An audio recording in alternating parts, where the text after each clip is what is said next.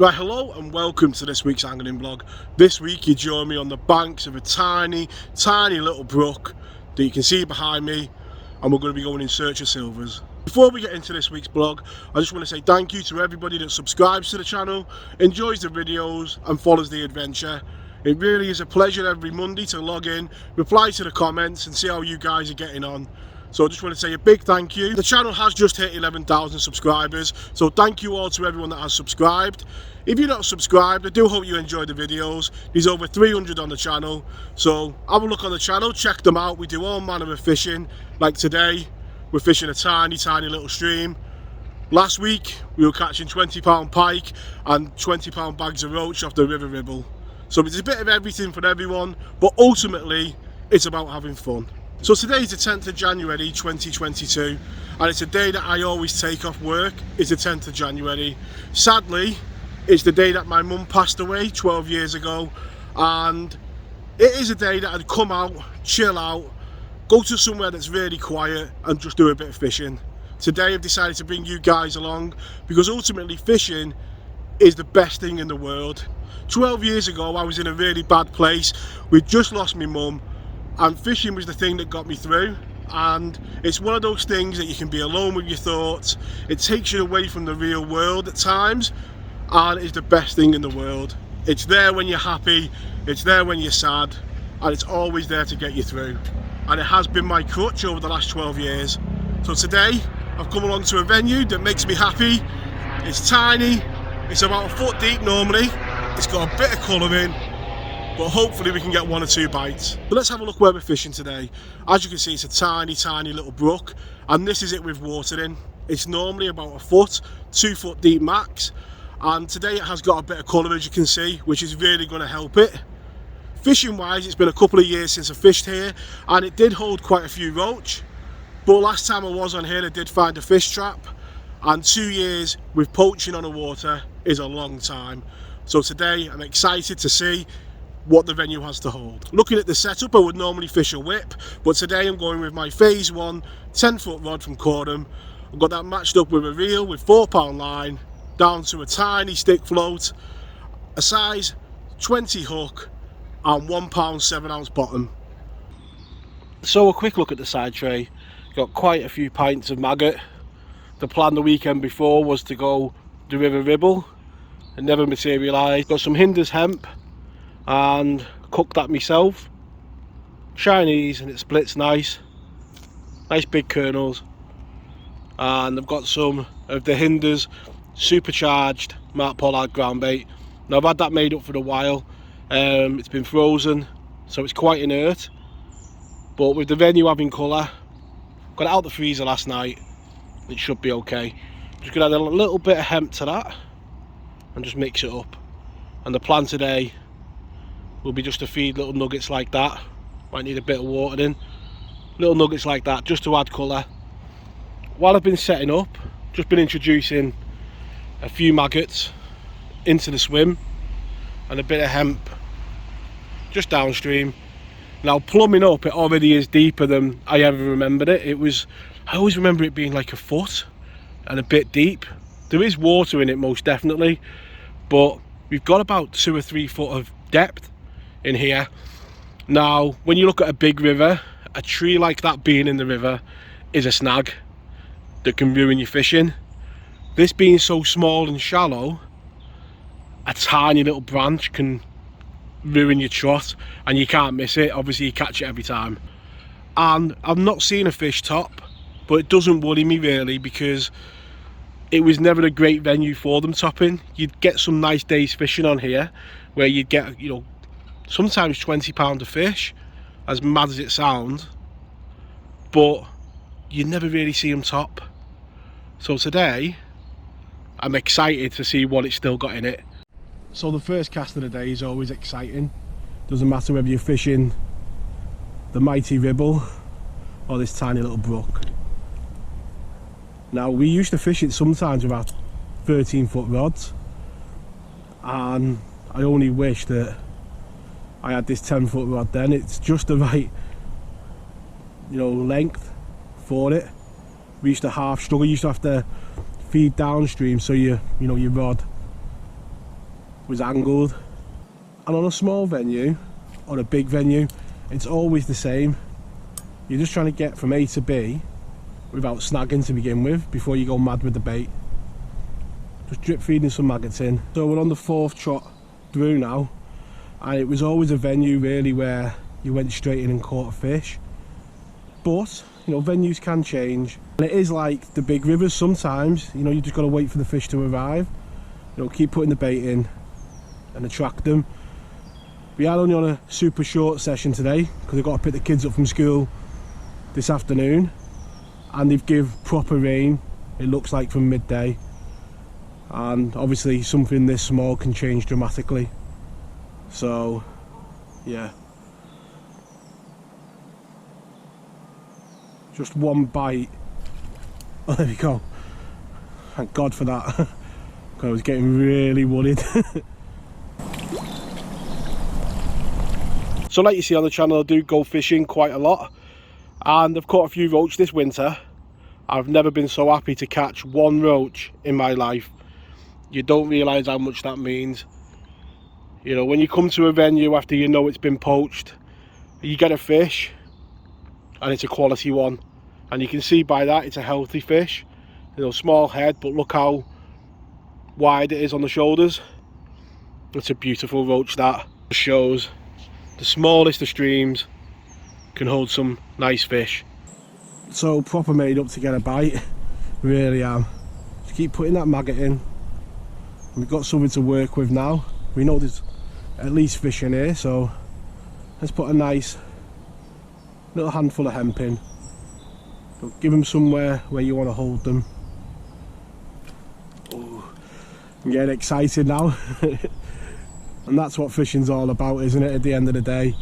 You know, we are very fortunate that this era that we live in fishing is the golden era. You know, fish have never been so big and fishing has never been so accessible. But you know, for me, it's just about the excitement of it, whether you're on the River Ribble or you're on a tiny brook like this. Just trying to forget about what's going on in the world. You know, like I said at the start, today's not a great day for me, but it's the beauty of fishing, isn't it? It's about enjoyment, and it's my place to come and take my mind off it. See that float just going down? There we go, another one. I know you can't see behind the camera, but I've got a little smile on my face. Yeah, second fish, let's get it straight back. And venues like this are great places if you're new to river fishing, because the mechanics are still the same. This is just like a big river in miniature. You've still got the eddies, you've still got the glides, you've still got the slacks. They're just bigger on the bigger rivers. You know, here you've still got the fast lane, the middle lane and the slow lane. So the basics are still the same, but a lot smaller and a lot more easier to manage. But the fundamentals still remain the same. You've got to get the feeding right. You know, you still got to hold back and present the bait correctly. And they are great places to learn.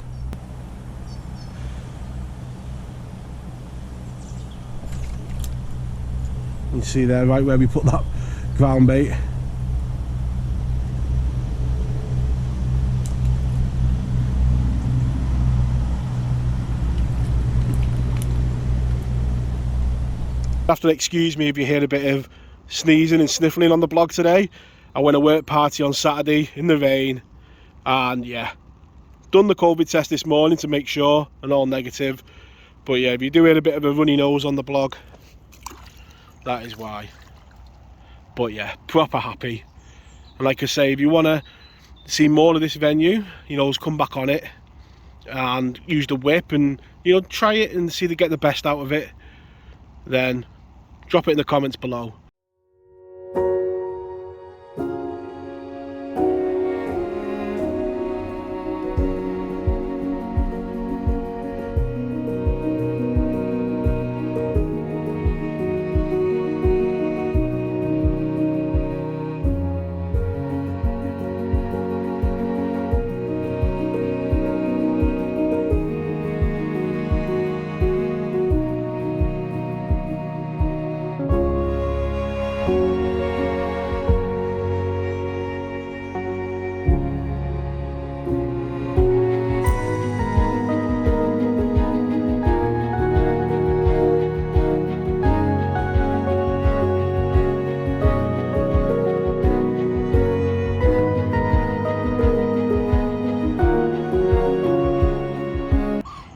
So we are getting the odd bite, but really having to scratch around for it. We're picking up one here, then coming down the inside margin, picking up one.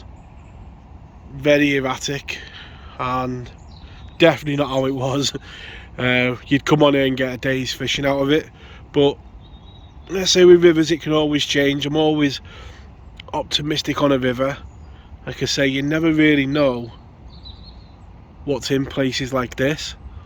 There literally could be anything, and there could be a big pike just sat down there for all I know. You know what I mean? It's just one of them things. But just keep going at it. It is only a short session today, so the good part about that is we get a little insight into the venue without devoting a full day to it.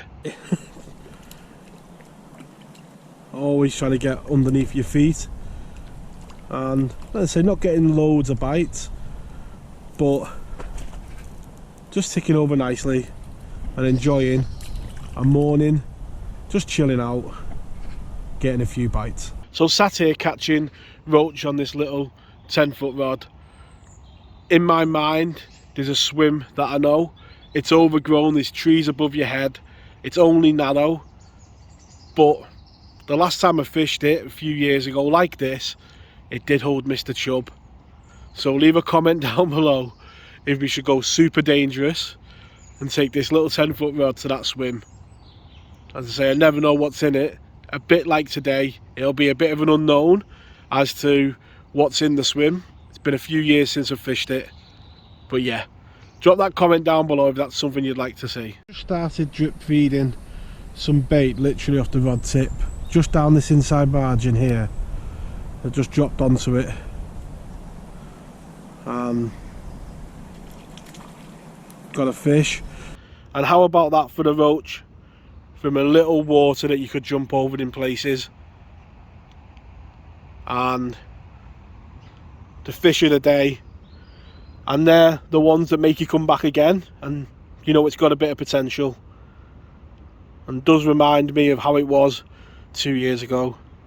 A beautiful plump roach and a happy angler. And look at that for the beautiful roach, absolutely mint. It's a lovely fish, that. And yeah, what a beautiful fish to end on. We'll have a look at the final net and just see how we've done. The session does come to an end there now. As you can see, the nets are drying up the bank, and it's time to get off and pick up the kids from school. As you can see from the final net, we've had a few bites, some quality roach in there as well. When you compare it to a net that we caught here 2 years ago, you can see a difference, but you've got to be positive. If you look at the variables that are in play, yes, I did mention poaching, but you have to look at the bigger picture. Obviously, a couple of years ago, it was freezing cold. I remember fishing here with ice on the ground and snow. We've been a lot milder this year, haven't we? So it could just be that the fish haven't showed up as well this year, and that's the difference in the nets. I'm super excited to have got a couple of fish. Like I say, you could have come on here, got no bites at all, and then you are really leaving a bit upset and despondent, rather than now leaving happy and excited to come back and explore again. If my mum was still with us today, I'd like to think that she would be proud of the little bit of YouTube that is Danny's angling blog. I want to thank you all very much for watching. I want to wish you all tight lines in your own fishing, and I'll catch you all next week. Tight lines.